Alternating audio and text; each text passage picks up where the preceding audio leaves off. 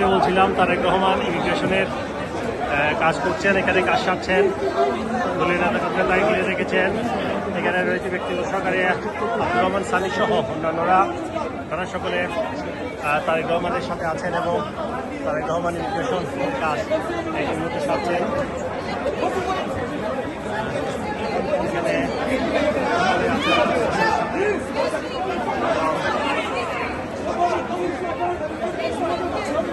দেখতে পাচ্ছেন তারেক রহমান এই মাত্র ইমিগ্রেশনের কাজ শেষ করে ভিতরে চলে যাচ্ছেন এবং তিনি কয়েকজনকে জড়িয়ে ধরছেন, আপনারা দেখতে পাচ্ছেন। এই মাত্র তিনি ইমিগ্রেশনের কাজ শেষ করে ফার্স্ট ট্র্যাক দিয়ে তিনি ভিতরে চলে গেলেন এবং বাংলাদেশের উদ্দেশ্যে রওনা দিলেন বিএনপির ভারপ্রাপ্ত চেয়ারম্যান তারেক রহমান।